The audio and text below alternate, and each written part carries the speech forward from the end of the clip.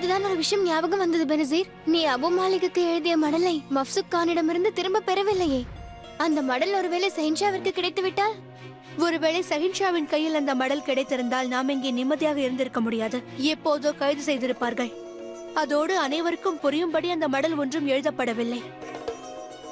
சலாம் பெனசீர், பாஷா அவர்கள் உங்களை உடனே வருமாறு அழைத்தார். ஷஹின்ஷா என்னை வர சொன்னாரா? எதற்காக இருக்கும்? சாகிரா, அவருக்கு சந்தேகம் ஏற்பட்டிருக்குமோ? அவ்வாறு இருந்தால் இன்னொரு சந்தர்ப்பத்திற்காக நான் காத்திருக்க மாட்டேன். நான் இப்பொழுதே ஷஹின்ஷாவை கொன்று விடுகின்றேன்.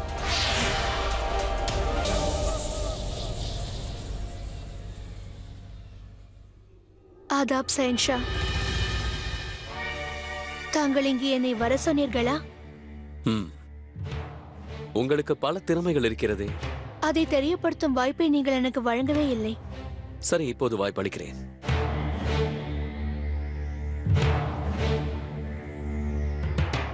இந்த மடலை உங்கள் தாயாருக்கு நீங்கள் எழுதினீர்களா? ஆமாம் ஷஹின்ஷா. அப்படி என்றால் இந்த மடல் எந்த மொழியில் எழுதப்பட்டிருக்கிறது? அது ஹிந்தியில் ஹுசூர். ஏன் ஹிந்தியில்? நீங்கள் ஒரு முசல்மான், அதுவும் காபூலை சேர்ந்தவர். அப்படி என்றால் இந்த மடலை தாங்கள் உருதுவில் தானே எழுதியிருக்க வேண்டும்.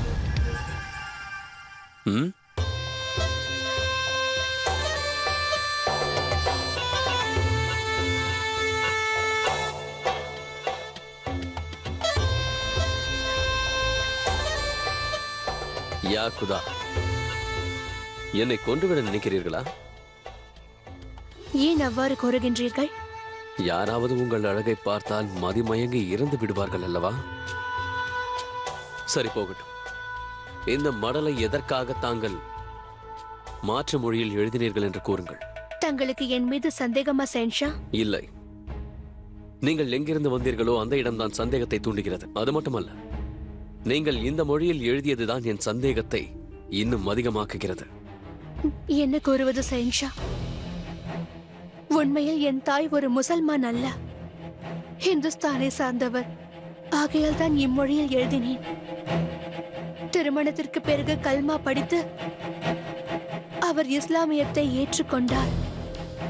ஆனால் அவருடைய மொழியை மறக்கவே இல்லை. இப்பொழுதும் அவர் என்னுடன் அவருடைய தாய்மொழியில் தான் பேசுவார். அவருடைய நினைவில் தான் நான் அந்த மடலை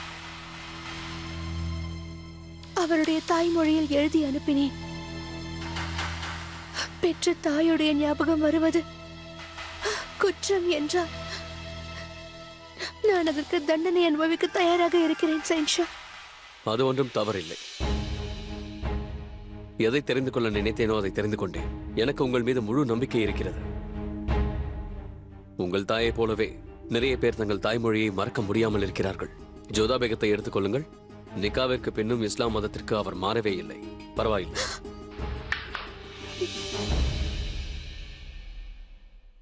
பட்டுவாடா அதிகாரிக்கு தெரியப்படுத்த இந்த மடலை இன்றே இவரது தாய்க்கு அனுப்பிவிடச் சொல்.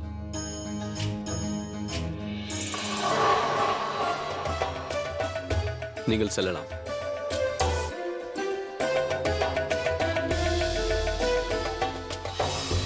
ஆதாப் ஷஹின்ஷா.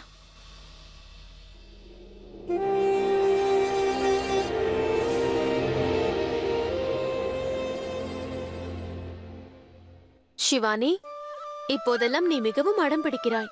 இந்த குளிரில் இதையெல்லாம் பண்ண வேண்டுமா? அறைக்கு சென்று இதையெல்லாம் பண்ணக்கூடாதா? இல்லை அக்கா, அறையில் இருப்பதால் என்ன ஆனந்தம். இந்த அழகான தோட்டத்தில் பறந்து விரிந்த ஆகாயம், நட்சத்திரங்கள், இதுவே எனக்கு பிடித்திருக்கிறது. அப்படி என்றால் சரி, இங்கிருந்து நட்சத்திரங்களை எண்ணி முடித்த பிறகு எனக்கு சொல்லி அனுப்பு. உண்மையை சொல்ல வேண்டுமானால் இங்கு வந்தது எனக்கு மகிழ்ச்சியாக இருக்கிறது. அதோடு உங்களை பார்த்ததில் மேலும் ஆனந்தம். சரி சரி, பேசுவதை நிறுத்திவிட்டு எண்ணெயை தடவிக்கொள். மாமா அவர்களே, வணக்கம் மாமா.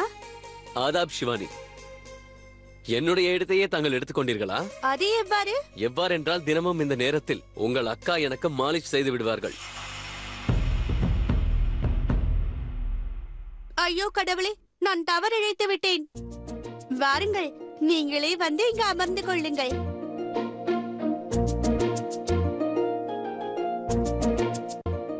சரி ஜோதா பேகம், வழக்கம் போல் எனது தலையை இன்று தாங்கள் மாலிஷ் செய்யுங்கள். தேஜா என்னை தேவி மாதாவின் கோவிலுக்கு அருகில் சந்திப்பதாக கூறினார். இப்போது அனுமதி பெற்று விடலாம். மாமா அவர்களே, ஆக்ராவில் தேவி மாதாவின் கோவில் உள்ளதாக நான் கேள்விப்பட்டிருக்கிறேன். இருக்கின்றது. உங்கள் அக்கா எப்போதும் அங்கே செல்வார்கள், என்னோடு சேர்ந்து. ஏன் போய் கூறுகிறீர்கள்? பொய்யா? அவ்வாறென்றால் மாமா உங்களோட கோவிலுக்கு வரமாட்டாரா? இல்லை இல்லை, அப்படி இல்லை. வருவார், ஆனால் ஒவ்வொரு முறையும் அவர் வரமாட்டார். நன்றாக கேட்டாயா சிவானி? உனது அக்காவுக்கு எவ்வளவு பிடிவாதம்! தினமும் நான் அவர்களோடு கோவிலுக்கு செல்ல வேண்டுமாம். நான் ஒரு ஷஹன்ஷா, எனக்கு தினமும் வேலை இருக்கும் என்று கூறினாலும் ஒப்புக்கொள்ள மாட்டார். உடனே கோபம் வந்துவிடும். அக்கா, அவ்வளவு பிடிவாதம் நல்லதல்ல. ஷஹன்ஷா அரசியல் விவகாரத்தை பார்த்துக் கொள்ள வேண்டும் அல்லவா? மாமா அவர்களே, அந்த கோவில் எங்கே உள்ளது? தூரம் ஒன்றுமில்லை, அருகில்தான். நான் அங்கு செல்ல வேண்டும். ஆனால் நீ அங்கே செல்வதற்கு வாய்ப்பில்லை. ஏன்? என் தங்கை கோவிலுக்கு ஏன் செல்லக்கூடாது? ஏனென்றால் அங்கே திருப்பணிகள் நடந்து கொண்டிருக்கிறது. அதனால் அங்கே யாரும் செல்லக்கூடாது. அப்படியா? கோயிலை சீரமைக்கும் பணியை செய்கிறீர்களா? நிச்சயமாக ஜோதா பேகம். அந்த கோவில் ஆக்ராவின் கட்டுப்பாட்டில் இருக்கிறது. அதனால் நன்றாக பராமரிக்க வேண்டும் அல்லவா?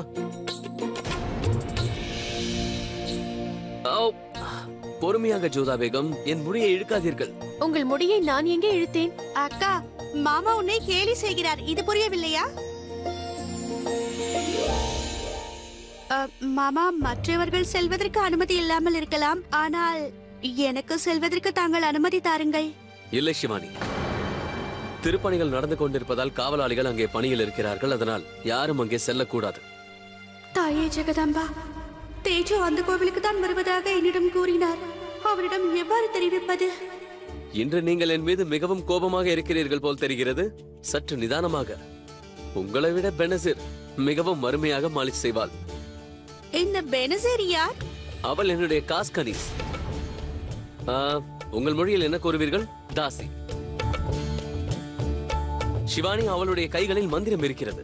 மாமா, அவ்வாறெல்லாம் ஒன்றுமில்லை. அவளால் என் அக்காவை போன்று மாலிஷ் செய்ய முடியாது. உங்கள் ஜோதா அக்காவின் மாலிஷை தான் பார்த்துக் கொண்டிருக்கிறேன். பெனசிரை புகழ்ந்து பேசிய உடனேயே மாலிஷ் செய்வதை நிறுத்திவிட்டார்கள். மாமா அவர்களே, ஏன் அக்காவை அழ வைக்கிறீர்கள்? அக்கா, உன் கையில் உள்ள நுட்பத்தை மாமாவிற்கு காட்டு. நீ செய்யும் மாலிஷால் அவர் அந்த பெனசிரையே மறந்துவிட வேண்டும். மாமா, நான் செல்கிறேன். நீங்கள் இருவரும் பேசிக் கொண்டிருங்கள். வருகிறேன். சென்று வா. ஜோதா பேகம், நீங்கள் தொடரலாம். பெனசிரை பற்றி சிவானியிடம் கூற வேண்டிய அவசியம் என்ன வந்தது? அவசியம் இருக்கிறது ஜோதா பேகம். சிவானி இங்க இருப்பதால் என்றோ ஒரு நாள் அவளுக்கு இந்த விஷயம் தெரியத்தான் போகிறது. பெனசிரை பற்றி வேறு யாராவது கூறி அவள் தெரிந்து கொள்வதை விட நானே அவனிடம் கூறிவிட்டால் அவளுக்கு வருத்தம் இருக்காதல்லவா? மாலிஷ்க்கு நன்றி ஜோதா பேகம். நான் சென்று வருகிறேன். ஷேன்ஷா, உங்களிடம் இன்னொரு விஷயம் பேச வேண்டும். உங்களுக்கு ஆபத்து இருக்கிறது. உங்களுக்கு எதிராக பெரிய திட்டம் தீட்டுகிறார்கள். எனக்கு தெரியும் ஜோதா பேகம். எனது சகோதரன் எனக்கு இதை முன்பே கூறிவிட்டான். நீங்கள் கவலைப்பட வேண்டாம், எனக்கு எதுவும் ஆகாது. ஷெஹன்ஷாவிற்கு எதிரிகள் இல்லாமல் இருப்பார்களா என்ன? என்னுடைய பாதுகாப்பிற்காக பெரியம்மா இருக்கிறார்கள், தாயார் இருக்கிறார்கள், அக்கா அவர்கள் இருக்கிறார்கள், எனது பேகங்களும் இருக்கிறீர்கள். பிறகு பெனசிரும் என்னோடு இருக்கிறார். நேற்று வந்தவள் மீது இவ்வளவு நம்பிக்கையா? நான் என்ன செய்வது ஜோதா பேகம்? நான் என்னவர்கள் என்று நம்பியவர்கள் என்னை எட்டி மிதித்து விட்டார்கள். சில நேரங்களில் ஆபத்து நெருங்கியவர்களாலும் ஏற்படுகிறது. சரி, நான் சென்று வருகிறேன். ஒதுக்குவதற்கு இது சாதாரண விஷயமில்லை என்று ஷெஹன்ஷாவிடம் எவ்வாறு கூறுவது? ஷெரீஃபுதீனை சந்தித்ததை அவரிடம் எவ்வாறு கூறுவது? அவர் கூறியதை ஷெஹன்ஷாவிடம் எவ்வாறு கூறுவது? இங்கு ஒளிந்திருக்கும் அந்த ஆபத்தான நபர் யார் என்று எவ்வாறு கண்டுபிடிப்பது?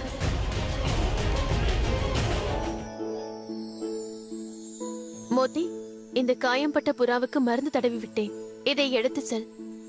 இதை கவனமாக பார்த்துக் கொள்ள வேண்டும் மோதி. ஆதாப் அண்ணியவர்களே, வணக்கம். நீங்கள் என்னை வர சொன்னீர்களா? ஆம், உங்களிடம் ஒரு முக்கியமான விஷயம் பேச வேண்டும். ஷெஹன்ஷாவிடம் பேச நான் முயற்சி செய்தேன். ஆனால் நான் கூறியதை அவர் பெரிதாக எடுத்துக்கொள்ளவில்லை.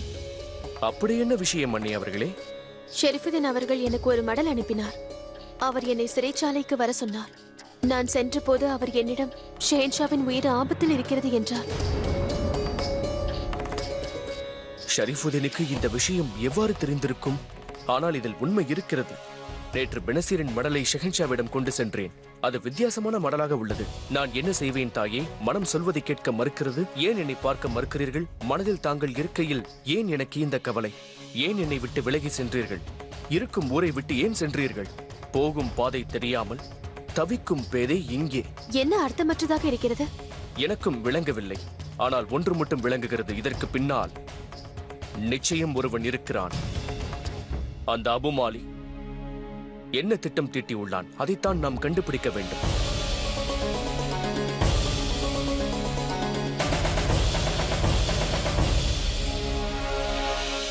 வேலை இன்னும் முடியவில்லை. இத்தனை தினங்களுக்கு பிறகு செய்தி வந்திருக்கிறது, அதுவும் வேலை முடியவில்லை என்று. பெனசீர் எத்தனை நாட்களாக ஆக்ராவில் இருக்கிறாள். ஆனால் இன்னும் ஜலாலை அவளால் நெருங்க முடியவில்லை. ஜலாலை நெருங்குவது எவ்வளவு கடினம் என்பதற்கு இவளே நல்ல சாட்சி. ஷரீஃபுதீனும் சிறையில் மாட்டிக்கொண்டு விட்டான். பஹல்வான் இம்தியாஸ் கான் இறந்தே போய்விட்டான். நான் நினைத்தேன் அவனோடு ஜலால் போட்டியிட்டு இறந்து விடுவான் என்று. ஆனால் கடைசி நேரத்தில் ஆதம் கான் அனைத்தையும் கெடுத்து விட்டான். இப்போது நான் தான் ஏதாவது செய்தாக வேண்டும். அப்படி என்றால் தாங்களே ஆக்ராவிற்கு செல்கிறீர்களா? நிச்சயமாக. வெளியிலேயே எவ்வளவு நாட்கள் காத்திருப்பது? நான் தோல்வி கண்டுவிட்டேன். இனி ஆக்ராவை நாம் கைப்பற்ற வேண்டும் என்றால் அதற்குள் நுழைந்தாக வேண்டும். இன்றில்லாவிட்டாலும் நாளை பெனசீர் அவளது வேலையை முடித்து விடுவாள். அடுத்து முகலாய சாம்ராஜ்யத்தின் அரியணையை வேறொருவன் ஏற்றுக்கொள்வதற்கு முன்பாக அந்த அரியணைக்கு தகுந்தவன் நானே என்ற வகையில் அதை கைப்பற்றியாக வேண்டும். நான் கேள்விப்பட்டேன் மிர்சா ஹக்கீம் ஆக்ராவில் இருக்கிறானாம். அவனால் தங்களுக்கு உதவி கிட்டும். இல்லை, அவன் எனது உறவுக்காரனாக இருக்கலாம். இருந்தாலும் அவன் என்னை விட ஜலாலுதீனுக்கு தான் விசுவாசி. எனவே அவனால் நமக்கு எந்த உபயோகமும் இல்லை. எனவே நமது வேலையை நாம் தான் முடித்தாக வேண்டும். உடனே ஆக்ரா செல்வதற்கு தயாராகுங்கள். ஆக்ரா சென்றால் தங்களை பிடித்து விடுவார்கள் என்ற பயம் இல்லையா? இல்லை.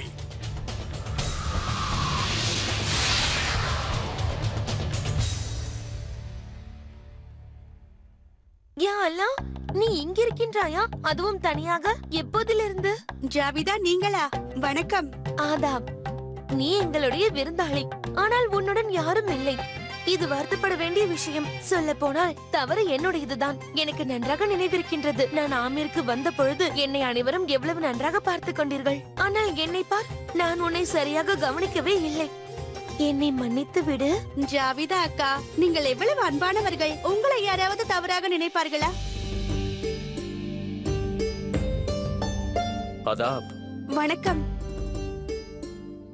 தோட்டத்தின் மூளை இடுக்குகளில் நன்றாக சோதனையிடுங்கள்.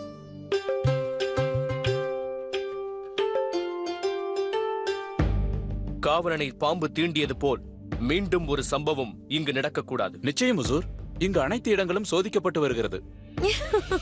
தவறாக புரிந்து கொண்டாயா? வேடிக்கையாக உள்ளது. ஆதாப், இம்முறை அவர் ஆதாப் கூறுவது உனக்குதான் தெரிந்து கொள் சிவானி. இப்பொழுது நீ உன் வணக்கத்தை கூறலாம். நான் தங்களை சரியாக கவனிக்கவில்லை. அது என்னவென்றால், நீங்கள் என்னிடம்தான் ஆதாப் கோருகிறீர்கள் என்று நினைத்தேன். அதான் நான் வணக்கம் தெரிவித்தேன். பிறகு என்னை பார்த்து ஆதாப் கோரிய போது ஜாவிதா அக்காவுக்கு கூறுகிறீர்கள் என்று நினைத்தேன். முதல் முறை நீங்கள் வணங்கிய போது கவனிக்காமல் இருந்ததற்கு என்னை மன்னிக்க வேண்டும். நீங்கள் அதை பற்றி கவலைப்படாதீர்கள். நிச்சயம் உங்களுக்கு மன்னிப்பு கிடைக்கும். என்னுடைய சிவானிக்கு பெரிய மனது இருக்கிறது. ஜோதா பேகத்தின் சகோதரி ஆயிற்றே. தங்களுக்கு தெரியுமா மிர்சா, நான் ஆமீருக்கு சென்றிருந்த போது நான் சிவானியிடமிருந்து நிறைய கற்றுக்கொண்டேன். இவர் மிகவும் சுவையாக சமைப்பார், இல்லையா சிவானி? இவர் எவ்வாறு சமைக்கிறார் என்பதை தெரிந்து கொள்வதற்காகவே ஆமீருக்கு செல்ல வேண்டும். இங்கு இவர் நம்முடைய விருந்தாளி ஆயிற்றே. இவரை உபசரிப்பது நம்முடைய கடமையாகும். சிவானி அவர்களே, தாங்கள் எப்போது என்னை அழைப்பீர்கள்? என்ன விஷயம்? அனைவரும் ஒன்றாக இங்க இருக்கிறீர்கள்? ஆதா பண்ணி அவர்களே. வணக்கம் மிர்சா. நான் துளசி பூஜைக்கு சென்று கொண்டிருக்கிறேன். உங்கள் அனைவரையும் ஒன்றாக பார்த்தேன். என்ன விஷயம்?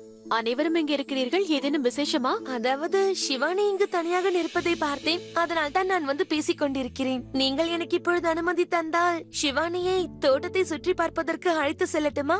ஆம், நிச்சயமாக. இதில் கேட்பதற்கு என்ன இருக்கிறது? செல் சிவானி.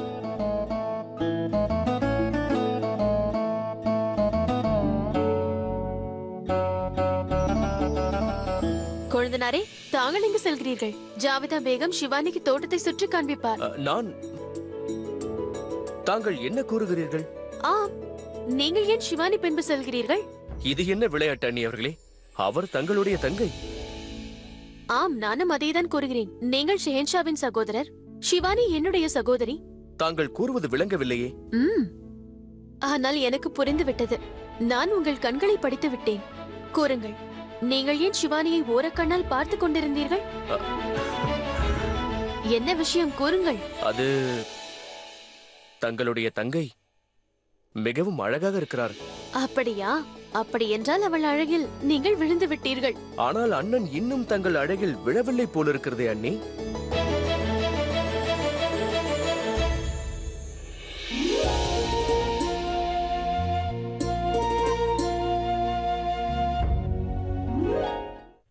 துளசி தாயே, நீங்கள் குடும்பத்தை காத்தருளுவீர்கள் என்றுதான் உங்களை வைத்து பூஜை செய்கிறார்கள். நீங்கள் தான் தாயே என் குடும்பத்தை பார்த்து கொள்ள வேண்டும். ஷெஹன்ஷாவின் பாதுகாப்பை நினைத்து எனக்கு மிகவும் சங்கடமாக இருக்கிறது. அவர் உயிர் ஆபத்தில் இருக்கிறது என்று எவ்வாறு நான் கூறுவேன்? எனக்கு ஒரு வழி காட்டுங்கள்.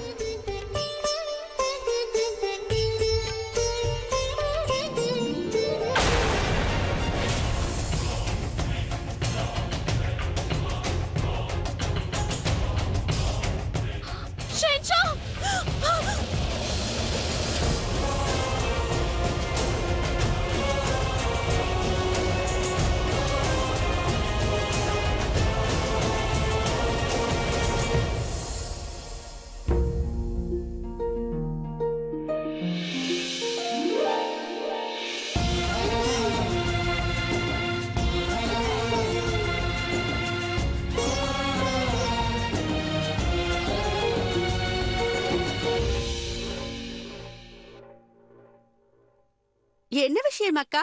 மாமாவை பார்த்தவுடன் உங்களுக்கு கை கால் ஓடவில்லையா என்ன? ஆம் ஜோதா பேகம், உங்களுக்கு என்னவாயிற்று? நான் தங்களிடம் ஒன்று. நான் எதற்காக இங்கே வந்தேன் என்று தானே கேட்கிறீர்கள்? நான் எதேச்சையாக இங்கு வரும்போது நீங்கள் பூஜை செய்து கொண்டிருந்ததை பார்த்தேன். பிரசாதம் வாங்கிக் கொள்வதற்காகத்தான் வந்தேன். தருகிறேன். மாமா, எனக்கு தெரியும். பிரசாதம் வாங்கும் சாக்கில் நீங்கள் அக்காவை பார்க்கத்தானே வந்தீர்கள். இவர்கள் சென்றால் தான் ஷெரீஃபுதீன் கூறிய விஷயத்தை நான் கூற முடியும். இவர் உயிர் ஆபத்தில் இருக்கிறது என்று. உங்கள் இருவருக்கும் இப்போது தனிமை தேவை என்று நினைக்கிறேன். மோதி, வா, நாம் செல்வோம். வேண்டாம் சிவானி, உன் அக்காவிற்கு என்னை தனிமையில் சந்திக்க விருப்பமில்லை போல. நீங்கள் என்ன நினைப்பீர்களோ என்று அவர் சங்கோஜப்படுகிறார். குதாஃபிஸ். மீண்டும் சென்று விட்டாரே, இவரிடம் எவ்வாறு கூறுவது? மிக்க நன்றி. என்னை விடுவித்ததற்காக மட்டுமல்ல, அதோடு நன்றி கூற அவசியமில்லை ஆதம் கான். சரியான நேரத்தில் நீ முகலாயர்களின் மானத்தை காப்பாற்றினை. அதற்கு ஈடு எதுவும் இல்லை. நீ இந்த மரியாதைக்கும் கௌரவத்திற்கும் உரியவன். உனக்கு என்னிடமிருந்தும் ருக்கையாவிடமிருந்தும் மன்னிப்பு கிடைத்தது மட்டுமில்லாமல் மக்களிடமிருந்தும் அவர்களிடமிருந்தும் உனக்கு மன்னிப்பு கிடைத்தது. அதுதான் முக்கியம். நீ மிகவும் சரியாக கூறுகிறாய் ஜலால். இது சந்தோஷமான தருணம்தான். நான் வரும்பொழுது எனக்கு ஒன்று தோன்றியது. நீங்கள் அனுமதித்தால் நான் அதை கூறலாமா? கூறுங்கள். அதாவது இந்த மகிழ்ச்சியின் காரணமாக ஒரு கொண்டாட்டம் இருந்தால் நன்றாக இருக்கும். என் தாய் மிக சரியாக கூறுகிறார்.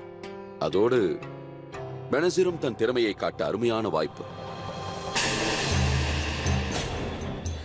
ஏனெனில் பெனசிர் அவர்கள் மிக அருமையாக நடனமாடுவார் என்று கேள்விப்பட்டிருக்கிறேன். அது உண்மைதான் ஆதம் கான். பெரியம்மா ஆதம் கான் கூறுவதும் சரிதான். நிச்சயமாக இந்த வெற்றியை நாம் சிறப்பாக கொண்டாட வேண்டும்.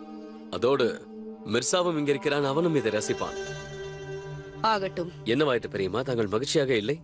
தாங்கள் தானே இந்த ஆலோசனை வழங்கினீர்கள். ஆலோசனை என்னுடையதுதான், ஆனால் கொண்டாட்டத்தை பற்றி அல்ல. விஷயம் பேகம் ஜோதாவை பற்றியது.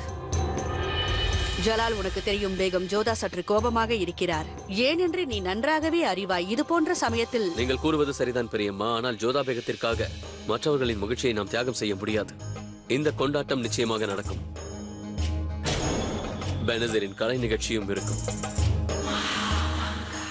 ஆனால் இது ஆண்களுக்கு மட்டும்தான். ஆமோதிக்கிறேன். நான் சென்று அதற்கான ஏற்பாடுகளை செய்கிறேன். ஷெஹன்ஷா, எப்போதிலிருந்து என்னை ஷெஹன்ஷா என்று அழைக்க ஆரம்பித்தாய்? எப்போதும் ஜலால் என்று தானே கூறுவாய்? அப்படியே கூறு. மன்னித்து விடு ஜலால். இனிமே அதகம் கான் உன்னை ஷெஹன்ஷாவென்றே அழைப்பார். நான் அவர்கிட்ட கட்டளை இது. அனைவரின் முன்பு இருந்தாலும் சரி, தனிமையில் இருந்தாலும் சரி. ஏனெனில் ஆதகம் கானுக்கு என்றும் நீங்கள் தான் ஷெஹன்ஷா. சரி பெரியம்மா, நீ சென்று விழாவிற்கான ஏற்பாடுகளை செய்.